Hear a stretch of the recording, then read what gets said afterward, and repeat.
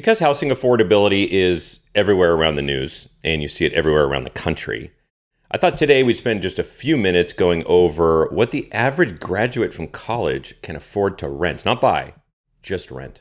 Hey, this is Jay Lieberman at the Real Estate Minute Show and Lieberman Realty Group. Am I doing that the right way?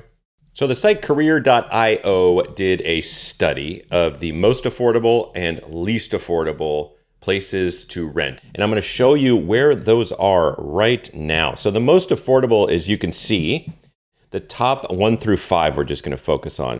So in Shreveport, Louisiana, 85.4% of college graduates earning the average college graduate salary can afford to rent an apartment, can get the most properties. They have most available to them. So you see the little dots, okay? That's how many properties, let's say, are totally available. And the darker they are, the more you can afford. So 85% they can afford. Going down to Topeka, Kansas, 83, it's about the same. Waterbury, Connecticut, odd.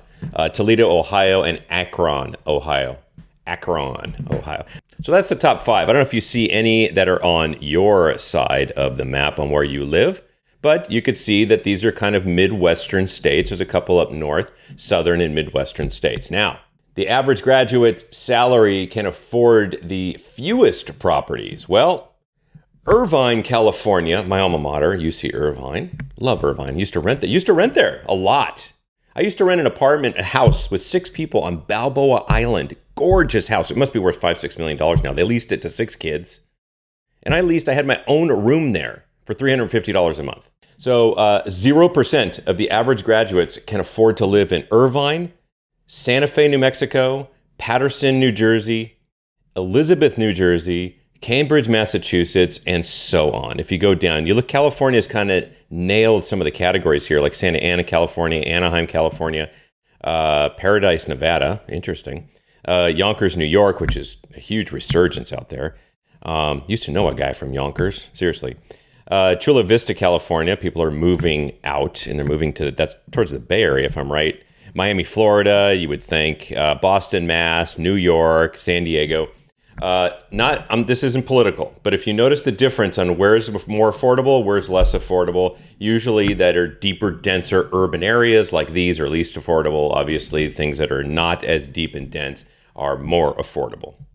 But real quickly, we're going to get into something else, which is how much space the average graduate can afford. You hear about these stories in New York where they're living in a closet for $2,000 a month, and then other places where they're living in a 2-bedroom unit for $1,500 a month. So let me pull up here. Let's take a look at the average graduate salary can afford to rent the most space.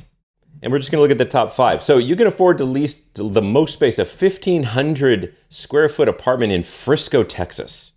The average graduate salary can afford to lease almost a 1,300 square foot apartment in Carmel, Indiana, 1,259 in Edmond, Oklahoma, 1159 in Montgomery, Alabama, and Shreveport, Louisiana, which made a couple of the lists as most affordable, and you get most top 5 space, 1,130.